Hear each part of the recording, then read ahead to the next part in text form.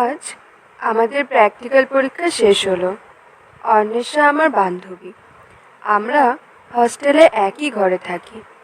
আগেও অন্য ঘরে থাকতো। 1 মাস মতো হলো ও আমাদের ঘরে এসেছে। আজ অন্য সকলে বাড়ি চলে গেছে। আমার বাড়ি অনেকটা দূরে, তাই আজ আমি থেকে গেলাম। আমি কাল সকালে বাড়ি ফিরব। অন্বেষা বাড়ি যায় না।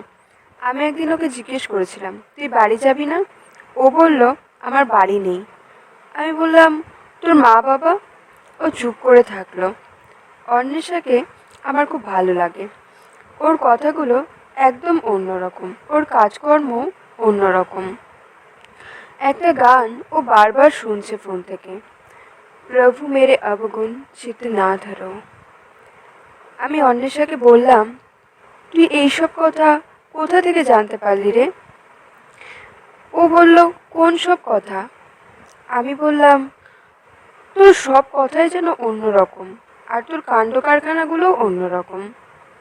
অন্বেষা বলল, যে বুঝিয়েছিল এইসব কথা সে বড় আপন আমার। আমি বললাম, কে রে সে? অন্বেষা বলল, তখন আমি ক্লাস 9-এ পড়তাম, দিদি আমাকে পড়াতো।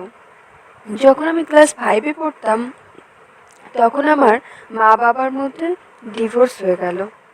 মা আমাকে মামার বাড়ি নিয়ে চলে গেল। তারপর মা সেখানে আবার একটা বিয়ে করলো। আমি চোখের সামনে মায়ের বিয়ে দেখলাম। তারপর বাবা আমাকে বাবার কাছে নিয়ে আসলো। 1 বছর পর বাবাও আবার বিয়ে করলো। আমি চোখের সামনে বাবার বিয়েও দেখলাম। নতুন মা আমাকে একদম পছন্দ করতো না। তখন আমার পিসি আমাকে পিসির কাছে নিয়ে গেল। ওখানেও 1 বছর মতো থাকলাম। পিসির বাড়ির লোকজনও আমাকে পছন্দ করতো না। তখন পিসি আমাকে একটা আশ্রমে দিয়ে আসলো, আর ওই আশ্রমেই আমার দিদির সাথে দেখা হয়েছিল। তখন আমার মানসিক অবস্থা একদম ভালো ছিল না। আমি ভাবতাম, কেউ আমাকে ভালোবাসে না, কেউ আমাকে নিজের কাছে রাখতে চায় না, কেন আমার সাথে এমন হলো?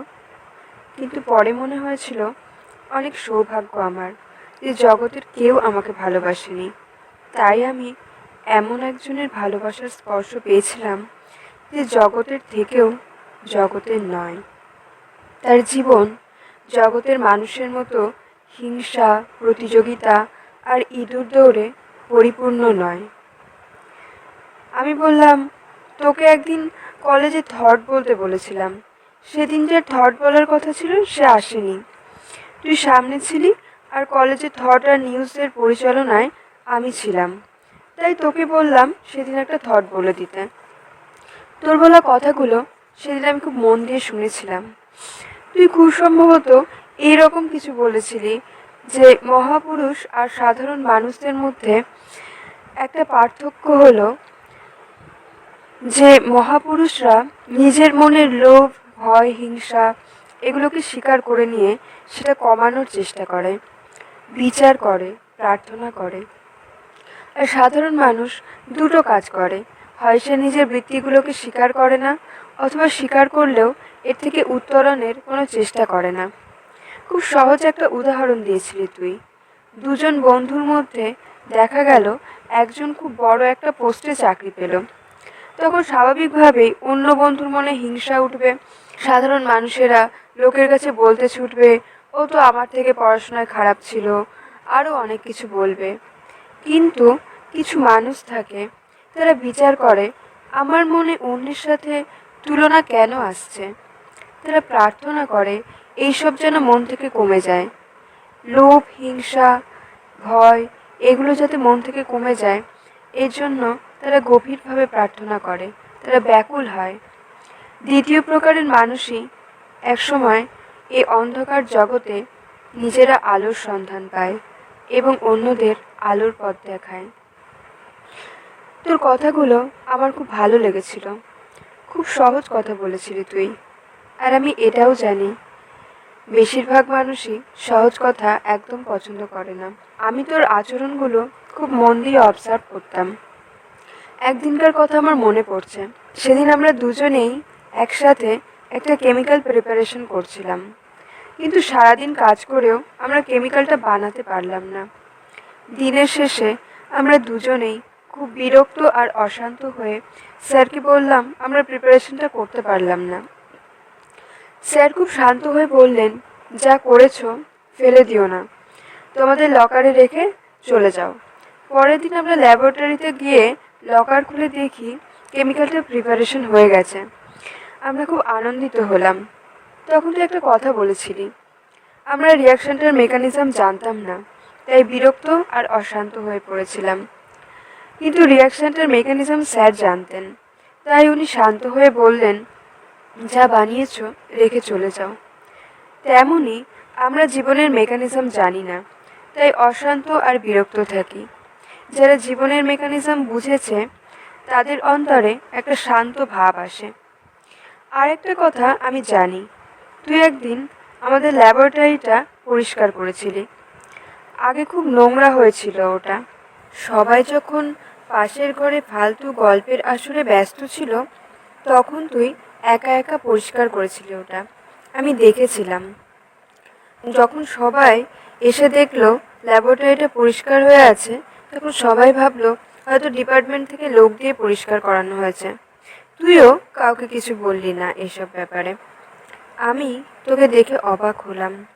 আমি ভাবলাম চারিদিকে তো দেখি লোকে একটু কিছু করে দিলেই আমি করলাম এই করে কেমন মাতামাতি করে। এর মধ্যে এ কেমন মানুষ? অন্বেষা বলল, ও তবে অনেক দিন ধরেই আমার উপর গোয়েন্দাগিরি চালাচ্ছিস। আমি হাসতে হাসতে বললাম, তা গোয়েন্দাগিরি বলতেই পারিস। অন্বেষা বলল, আসলে এইসব কিছুই নয়। আমি যে ভালোবাসা পেয়েছি তাতে এতই ভরে গেছি যে জগৎ থেকে কামড়ে খামচে কিছু পেয়ে সেটা রাখার মতো জায়গা নেই। জগৎ ব্যবসাদারিতে চলে, আর জগতের ব্যবসাদারি মনের কাছে বোধ বিবেকের জায়গা থাকে না। তবু মানুষের মাথার গঠন এমনই যে সে বারবার জগতের দিকে তাকায় কিছু পাবার আশায়, তাই তো প্রার্থনা করতে হয়। আসলে প্রকৃতির ক্রিয়া একটু বোঝার চেষ্টা করলেই মানুষের মধ্যে সরলতা আসে। কিন্তু মানুষ আমি নামক একটা রোগে আক্রান্ত, তাই সহজ বিষয়কে সহজভাবে বুঝতে পারে না। একদিন আমরা পড়াশোনা করছিলাম, কার্বনের বহুরূপতা নিয়ে পড়ানো হচ্ছিল। একজন স্টুডেন্ট বলল, হিরেকে হিট দিলে ওটা গ্রাফাইট হয়ে যায়, কিন্তু গ্রাফাইট থেকে হিরে তৈরি করা তো সহজ নয়। তাহলে যে বিজ্ঞানী হিরে থেকে গ্রাফাইট বানিয়েছিল তার তো আর্থিক অনেক ক্ষতি হয়েছিল। দিদি বলল, বিজ্ঞান এটাই জানায় হীরের মধ্যেও কার্বন আছে আর গ্রাফাইটেও কার্বন আছে, এদের আলাদা আলাদা বৈশিষ্ট্য আছে। আর বাকি টাকা পয়সার হিসেব সে তো মানুষের লোভের প্রতিচ্ছবি। দিদি ম্যাক্স প্ল্যাঙ্কের কথা মাঝে মাঝেই বলতো। ম্যাক্স প্ল্যাঙ্ক যখন কোয়ান্টাম তত্ত্ব দেন, আইনস্টাইন সহ সমগ্র বিজ্ঞানী মহল প্রচণ্ড বিরোধিতা করেছিল। ম্যাক্স প্ল্যাঙ্ক কোয়ান্টাম তত্ত্বের সাপেক্ষে কোনো প্রমাণ দিতে পারেননি। প্রায় 5 বছর পর আইনস্টাইন ফটো ইলেকট্রিক এফেক্ট ব্যাখ্যা করতে গিয়ে দেখল ম্যাক্স প্ল্যাঙ্ক যা বলেছিল তা ঠিকই ছিল। দিদি বলতো, যখন যেটুকু সত্য বলে বুঝবি তার সাথে বেইমানি করবি না। মানুষ অনেক কিছু জানতে পারে, কিন্তু নিজেকে বিশেষ বানানোর জন্য, নাম যশের জন্য, গাড়ি বাড়ির জন্য, জাগতিক ক্ষমতা লোভের জন্য বিবেকের ডাকে সাড়া দেয় না। অমৃতের মধ্যে থেকেও তারা অমৃতের স্বাদ থেকে বঞ্চিত হয়। জগতে অনেক বড় বড় লেকচার দেবার লোক আছে, কিন্তু এমন মানুষ খুব কম যারা সাহস দেখিয়ে বিবেকের পক্ষে দাঁড়াতে পারে। দিদি বারবার বলতো, লেকচারবাজ হয়ে যাস না, সরল হ। জগতে লেকচারবাজের অভাব নেই, সরল মানুষের বড় অভাব। আমি বললাম, তো দিদির সাথে আমি দেখা করব। অন্বেষা কিছুক্ষণ চুপ থাকলো, তারপর বলল, 1 বছর মতো আগে দিদি আলমোড়ার কাছে একটা জায়গায় গিয়েছিল। ওখানে একজন সন্ন্যাসিনীর কাছে দিদি মাঝে মাঝেই যেত। শুনেছি ওই সন্ন্যাসিনী একটা সঙ্গে থাকতেন। তারপর আলমোড়ার কাছে এক জায়গায় বেড়াতে গিয়েছিলেন। তারপর সেইখানেই একটি শিব মন্দিরে থেকে যান আর ফিরে আসেননি। দিদিও ওই সন্ন্যাসিনীর কাছে ওই শিব মন্দিরে মাঝে মাঝে যেত। এর আগের বছর দিদি ওখানে গিয়েছিল, তারপর ওখান থেকে আর ফেরেনি। ওখান থেকে দিদির মৃত্যুর সংবাদ আসলো। দিদি সবসময় আমাদের এই জগতের পরিবর্তনশীলতার কথা মনে করিয়ে দিত। এই জগতের ভৌতিক স্বার্থ না থাকলে কেউ কাউকে সাহায্য করে না। বৃহদারণ্যক উপনিষদে যাজ্ঞবল্ক্য আর মৈত্রীর কথা দিদি প্রায়ই বলতো। যাজ্ঞবল্ক্য বলেছিলেন, মানুষ নিজেকে ছাড়া অন্য কাউকে ভালোবাসতে পারে না। জগতের সাথে একটু আলগা সম্পর্ক রাখতে হয়। এখানকার সব কিছুই স্বার্থপরতার বিষে ভেজানো। একদিন আশ্রমে একটা ছোট বাচ্চা ফুল দিয়ে মালা গাঁথছিল আর বলছিল, যখন আমার মা ছিল তখন আমার মা ঠাকুরের মালা গাঁথত। আমার মা তো মরে গেছে, এখন আমার মা নেই। কাছ থেকে একজন বলল, ওর বাবা আবার বিয়ে করেছে, তাই ওকে আশ্রমে রেখে গেছে। দিদি বাচ্চাটাকে কোলে নিয়ে বলল, কে বলেছে তোমার মা নেই? আমাদের সবার মা আছে। সামনে মা শারদার একটা ছবি রাখা ছিল। দিদি বলল, ওই দেখো, আমাদের সবার মা। আমি পরে দিদিকে জিজ্ঞেস করেছিলাম, তুমি যে জগতের সব অবলম্বন ত্যাগ করে নিরবলম্বন হওয়ার কথা বলো, তবে তুমি কেন বাচ্চাটাকে বললে ওর মা আছে? দিদি বলল, আমি তো ব্রহ্মজ্ঞানী নই। ব্রহ্মজ্ঞান হলে মানুষ কীরকম হয়ে যায় সেটাও জানি না, কিন্তু বাচ্চার মুখে মা নেই কথাটা শুনে আমার ভীষণ কষ্ট হলো। আর সত্যি মা তো আছেন। মায়ের খোঁজ তো এই জগতের নয়। আমরা সবাই তো শান্তি খুঁজছি, কিন্তু কেন খুঁজছি? শান্তির কনসেপ্ট আমাদের মাথায় কোথা থেকে আসলো? কবে আমরা আমাদের উৎস মায়ের থেকে, সমগ্র অস্তিত্বের থেকে আলাদা হয়ে গেলাম? অস্তিত্বের থেকে নিজেকে আলাদা ভাবাই তো যন্ত্রণার কারণ। আর যতক্ষণ অস্তিত্বের সাথে আবার একাত্ম না হতে পারছি, ততক্ষণ মা আছেন এই অভয়বাণী সামনের পথ করে দেবে।